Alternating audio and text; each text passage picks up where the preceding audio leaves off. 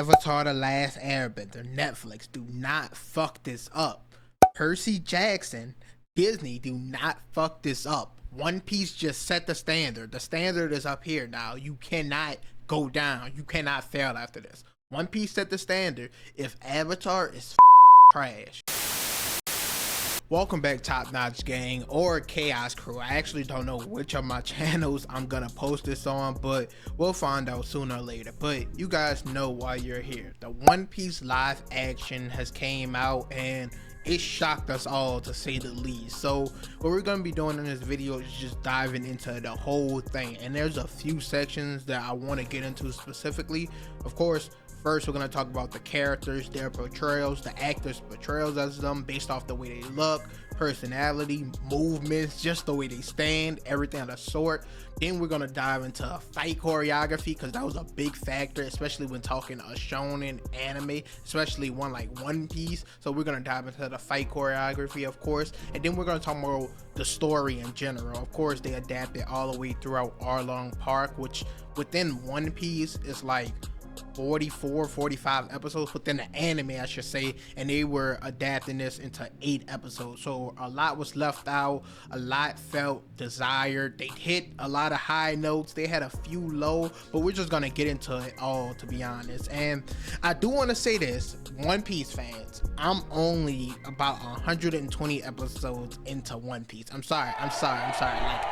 Like One Piece, I can only watch fully one arc at a time before I have to move on to something else. I cannot never binge it all the way through, but I do think I know enough about anime in general. As you can see from my anime wall in the back, I even have the One Piece wanted posters. I have all of them, but I only hung up the straw hats. I'll put up a closer view because I think it looks better in person than it does on this shitty ass camera.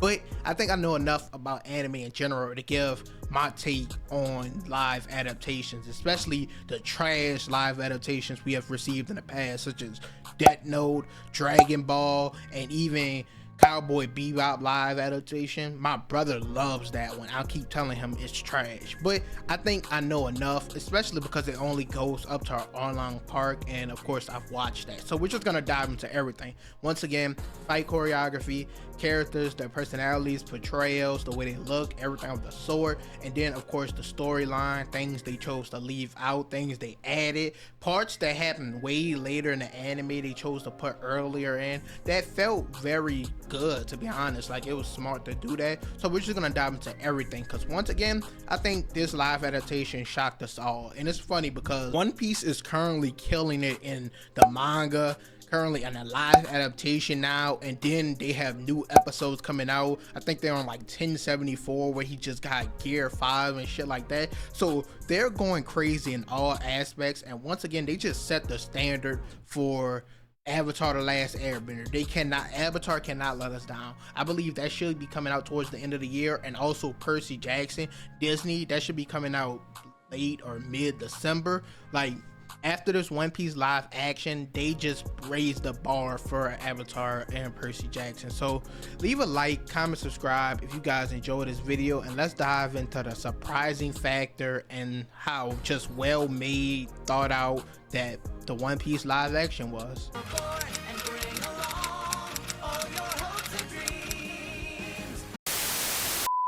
Now, first off, we got to start with the character portrayals, the design of them, the way they look, their movement, the way they act, everything of the sort. And bro, oh my god, once again, no live action adaptations could fail again, because when I say this, One Piece is literally one of the most goofiest shows ever. And what I mean by that is their character designs, the abilities they have, and things like that. It's probably one of the hardest live adaptations to make.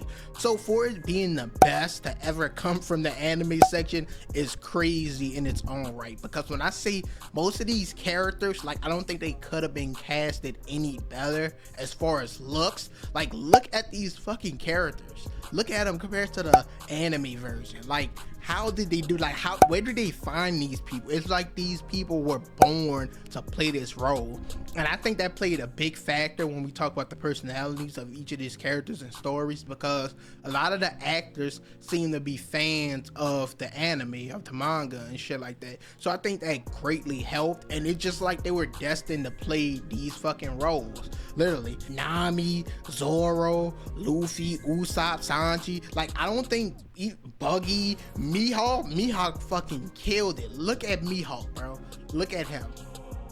Look at this dude. Shanks, he was a little iffy at first when I first looked at him, but as it went along, not that he looked like weird or anything, but I wasn't sure about him. But as the story went along, I'm like, okay, there's not one person I think had a bad portrayal. It's a live adaptation. I don't know how much more or how much better it could sincerely be. Like, when you look at it, like, I feel like they did a pretty good fucking job. Once again, One Piece, one of the most goofiest, silliest looking shows ever, and they knocked it out the park with these character designs. The character designs were A1, but how was the personalities and things like that? For the most part, they were pretty one-to-one. I think there was a few differences and changes, like Zoro, for example. Once again, I'm only like 120 episodes within the anime, but I feel like he was overly stoic within the live adaptation, and he still is my favorite character in both live action and in the anime. But I don't know, I don't feel like he's stoic, of course, but he comes off like he jokes from time to time. He's very playful, but this one, he was like just straight stoic, a fucking statue. Everyone else, like, I don't know, there's nothing bad I could say about the portrayals. Now, once again, you guys can let me know anything you've seen or found wrong with these characters down below in the comments, because there wasn't really a problem I had with any of them. Like, they all were who I thought and expect them to be, which a lot of people would say is perfect. You should adapt things like that exactly. A lot of people think you should change a few things, which they did within the story that we're gonna talk about and get to later. But as far as the portrayals of all these characters, they did an amazing job, and they made you just want to see more. Like, I strongly believe that people who watch this would give, I wouldn't know if they give the anime a chance once they find out it's 1100 episodes, but who knows. But I think it paints the picture of anime a little better. It almost, funny enough, got the flags right here, it gave me a Game of Thrones-esque feeling, because people say it's too fast paced, and I feel like Game of Thrones was like that, but it's because they don't have to explain everything to us. They could just go along with the story and shit starts happening. Like, to take the time and give exposition and shit like that constantly, like, show don't tell. Now, of course, there were a lot of flashbacks so we could get people's backstory, why they're here, who they are, show their fight, their resolve and shit like that, why they should be a part of the crew. But overall, like, just go along with the story. We're gonna develop and grow along with the characters. Now, most people are from the anime, so they know these people's story. You don't have to tell us, just show. But that's just like Game of Thrones. I'm pretty sure most of the initial fans were from the books, so they know what's going on. You don't have to tell us, show. And I feel like they did a great job with that as well, besides the backstories, which was much needed to get these characters, like, motivations, desires, and who they are. So other than that, like, they did everything, I won't say perfect because nothing's perfect, but the character designs, portrayals, personalities, everything of the sort. And I think that has a lot to do with Oda overseeing everything. Of course, he's the writer of the manga, but we're going to talk about him more when we get into the story. But overall, the personalities, the portrayals, the characters, once again, the design of each and every one, fun as fuck. And I think it goes to show how good or impressive it was when I'm trying to find the smallest things to nitpick about it. Like, I don't really have any major problems. Like, Emily Rudd and Stephen John Howard, characters that played Nami and Mihawk, easily get my MVPs. Now, probably the most controversial or debatable character people are having a problem with is, of course, Luffy, but he's the main character within the show. And they say sometimes he come off as cringe or things like that, but like, Luffy is a pretty goofy and silly character within the show, within the anime. I keep saying show, but within the anime, I don't know. I feel like he's a kid walking around screaming he's gonna be king of the pirates. It somewhat is or should come off as a bit cringe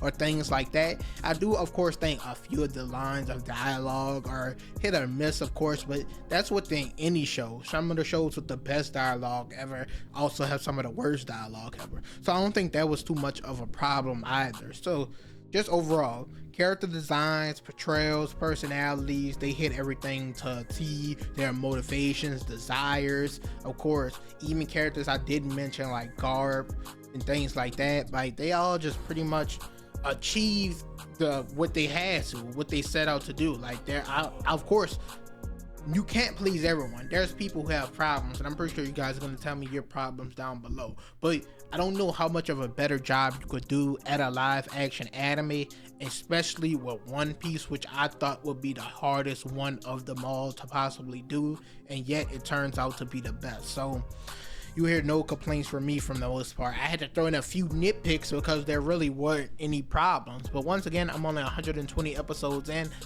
More people might see other problems I didn't, but that's the character designs, personalities, everything like that. Let's get into the story and the fight choreography.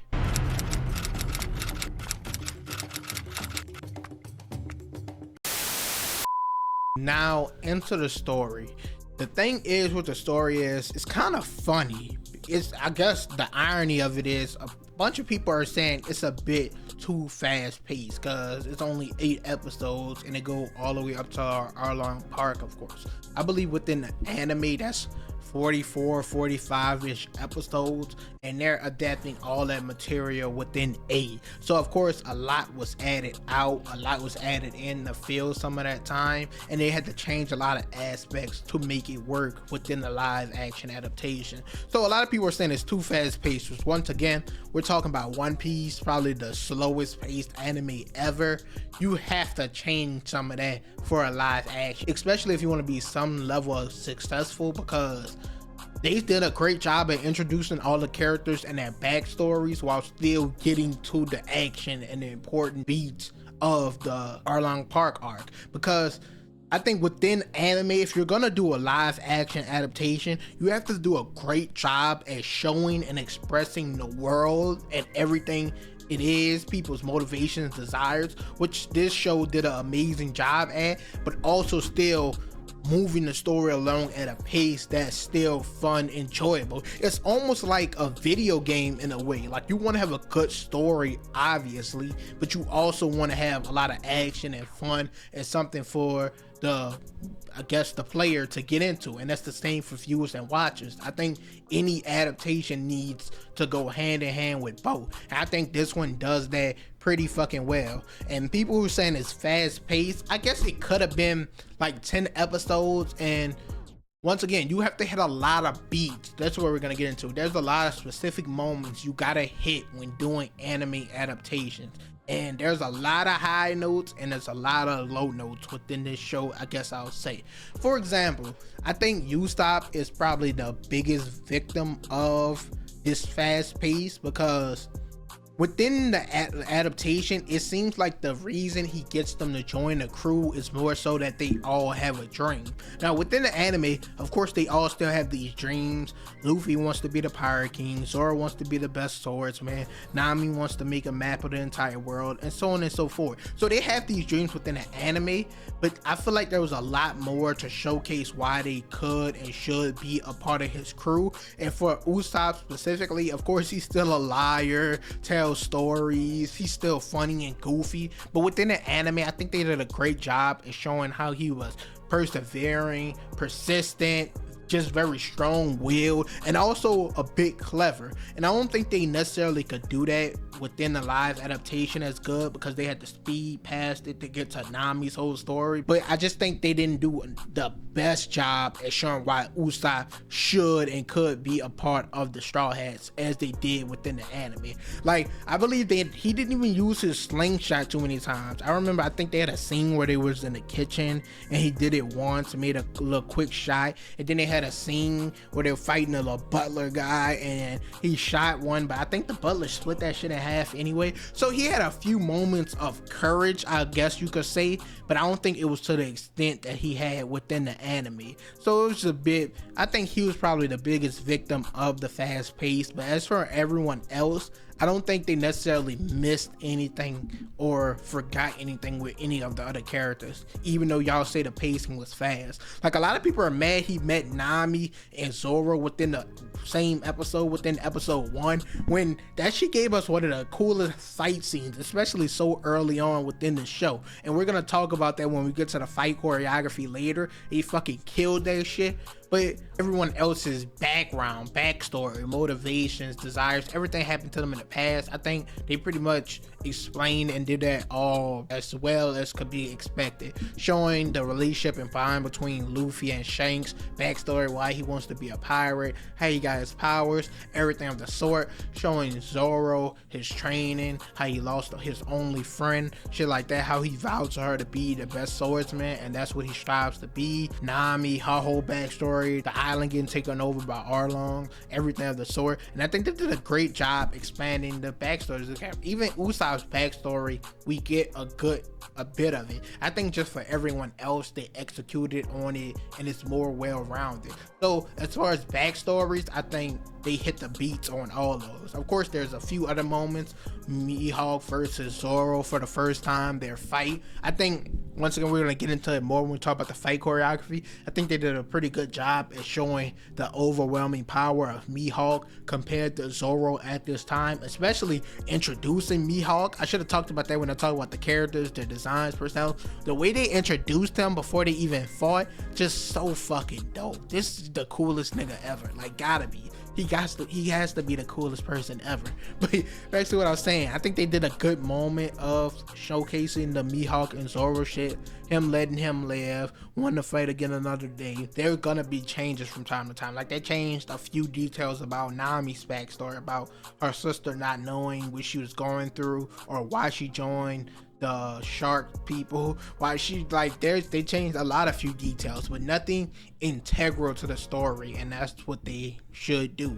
Change things to still make it fun, new, people spot the differences and something else to talk about, but still hit the high note. The Luffy and Nami moment where he places that hat on her head, and then the crew, they ready to fucking go, and then they go to Arlong Park and the final battle begins. Now, within this show, I think my main problem with it is that they did it at night, and it kind of was a bit like odd. Like, I don't know, it felt a bit off doing it at the nighttime. Like, I feel like doing it in the morning shot scene would just made it hit even harder. Now, it obviously didn't hit as hard as it did in the anime, and I'm gonna say this right now, I might get some hate for this, but within the anime, Luffy isn't my favorite character. Like, he's kind of lower compared to other ones, and it's because he's always being goofy, silly, shit like that.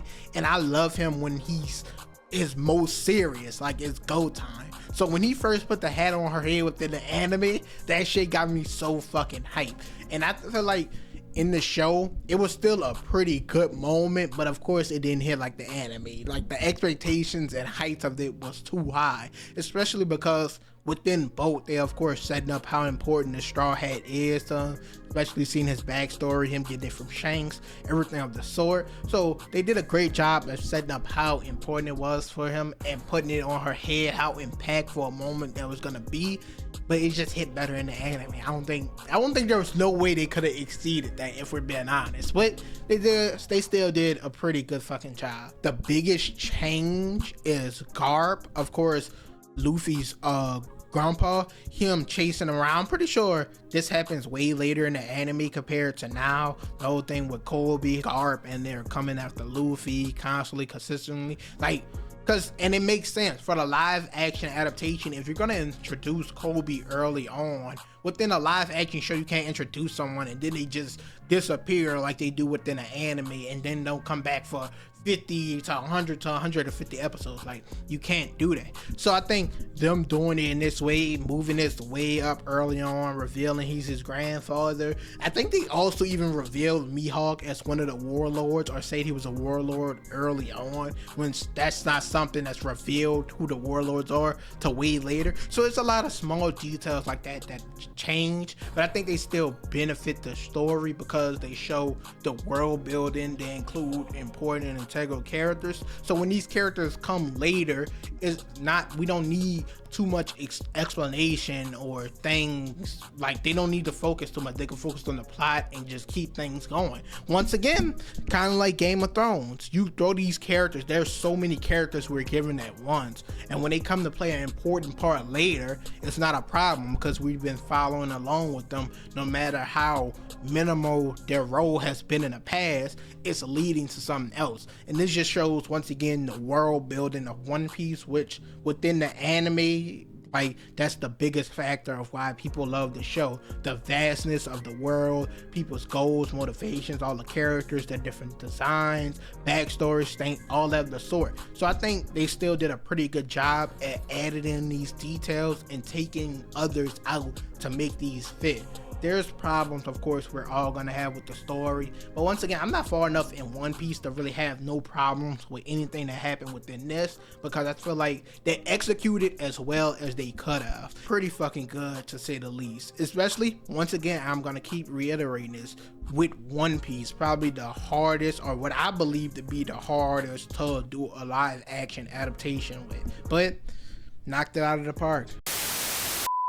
Last but certainly not least, the fight choreography. Now this shit could have really made or break the show. Within the anime, compared to other shows such as like Naruto or Dragon Ball Z, the fights aren't, like, they're important, but they aren't as important within One Piece compared to shows like that. But in a live action, I think that could make or break the fucking show, especially with the devil fruit powers and things like that. Like, a lot could go wrong if it looks a bit weird. And once again, for the most part, they did a pretty fucking good job with the CGI. Now, I'm not gonna lie, when he used his powers, a lot of times that happens so quickly or so fast, or they cut the camera angles pretty swiftly that you don't really get a good look. But then there are some moments that it does look pretty fucking terrible. But for a majority throughout the show, I think they did a pretty good job. Like, specifically, once again, with the devil fruit powers, with his gum fruit, with even Buggy splitting his body apart, how he utilized that. Like, nothing was wrong with it at all. But specifically the fight choreography, anytime Zoro was fucking fighting, they was locked the fuck in. Like, they killed that shit. I don't know not one fight scene they had within the show that I didn't enjoy. Even when Zoro killed the number guy very early on in the first episode, that shit was fun as fuck. But honestly, I think my favorite choreography scene will have to be when they're in Arlong Park and Sanji and Zoro are teaming up against the rest of Arlong's team while Luffy is fighting him. Like, they was going ham. Like, Sanji only using his feet. I thought it would have been like weird in the show. Not necessarily weird, but I didn't know how good the choreography would actually be. But these two guys are going crazy. Once again, no one else could have fit these roles as good as these fucking characters. Fight choreography within an adaptation like this could make or break a show, and they just did it all pretty fucking good. For a large majority, they did a good job at concealing when they couldn't execute on something the best way possible. They did a good job in making it look as good. And a lot of people were saying that's why they had a lot of dark visuals to hide him using his powers. But I think they also had a lot of good ass moments where you could see everything that was going on, even if they were cutting pretty fast. They had a lot of fights where he put his powers to use, where we got to see Zoro use the 3-sword style. I thought that shit was gonna be ass in a live action, or they wouldn't be able to do it at all. He would just only use 2. He actually used 3 swords. Once again, Sanji killed it. Even Nami, she was fighting her ass off. So the fight choreography, they did a pretty good job. And a lot of people say if they knocked Arlong Park out the water, that Alabasta should be a fucking breeze. And I definitely could see that opinion. They should probably get a bigger budget so the CGI doesn't look spotty at times. Like the fight choreography, so much fun. And once again, I only made this its own section because I feel like the fight choreography within a live action anime adaptation, it needs to go hand in hand with the story like a video game. It needs to be fun and entertaining, like get to the point quicker while still having the beautiful story in the background, which I think they succeed on. But then something like an adaptation, they need to go hand in hand. They have to work well with one another. You can't choose one or the other, because if one goes horribly wrong, if you have all this good fighting but the story is trash, it doesn't make up for it. Or if you have a good ass story but everything around it is bad, the CGI, the fighting, it's not fun to watch, like it's an enjoyable story but it's not fun to watch, then I think that could be a detriment as well. I think they did a pretty good job in making both work well together, and we just got a pretty good adaptation out of it. But overall, the stage is fucking set. No more Dragon Ball Evolution adaptations. No more adaptation calling him Ong. Like Avatar, Percy Jackson, y'all have a lot to get right. And the thing about these adaptations is that a lot of people fail to go wrong with. I didn't even mention this throughout it, but you have to take into account the writers. Oda, I feel like he had a big say, a big part in what happened within the show. I heard there was a lot of scenes and such they had to reshoot by his request, but that makes sense. He knows what's best, because once again, they left out a lot of details. They added in a few more, but it works. It still worked well because he knows best what has to be included for the story to make sense, and for the people who probably haven't seen or watched the anime, for them to still get it and understand what's going on and happening within the world. So you have to take this shit into account. When you do these adaptations, don't fucking, like, you need to have the backstory foundation set. You can't just start doing shit and skipping plot points and storylines to get to this high moment, because it won't be a high moment then. Nothing led to it. You have to do everything in chronological order. So One Piece set the fucking standard, set the bar pretty fucking high for these adaptations. Like, you can't do this shit wrong anymore. It's kind of like what that is. The Last of Us kind of just set the standard for video game adaptations, because Halo and all of them been fucking up trying to do these video game adaptations. So The Last of Us kind of set a good standard for that. One Piece just did it for anime. They have to continue this train. Like, you're only going to be compared to this. I believe on Rotten Tomatoes, IMDb, everything of the sort, this shit is pretty much killing it. I feel like the most of the complaints people have, they're either nitpicking, or they're too deep into the series, or too far removed. Like, I've seen people saying it follows the story too closely. Like, what the fuck are you talking about? Okay, that's not even a criticism, but they're saying it's following it too closely. Shit like that. I feel like you shouldn't have any problems that or hinder your experience with the show, with the live action. And I think because of that, best live action we've ever got for any anime series. And once again, shout out to One Piece.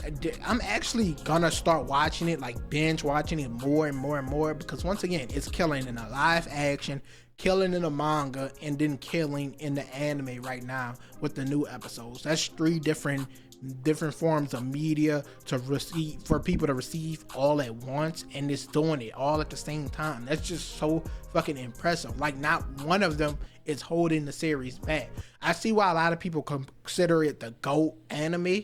I currently, once again, only 100 plus episodes in. I can't say it's the GOAT. I still prefer Naruto, but who knows? Maybe watching more of the live action, maybe watching more of the show could change my mind, but who knows? Once again, I don't know if this is getting posted for my Chaos crew or for Top Notch Gang, but who knows? I just want you guys to leave a like, comment, subscribe. Tell me what you think about the One Piece live action adaptation. Tell me what other live action adaptations you would like to see. And also comment down below any other shows, movies of any type. any drama, comedy, action, any cartoon, Disney, fucking Nickelodeon, anything you want to see me talk about, just put it all down below in the comments. I just want to get into everything, any type of form of TV show, movie, entertainment to the fans, and I just love it all. Once again, leave a like, comment, subscribe, and I'm out.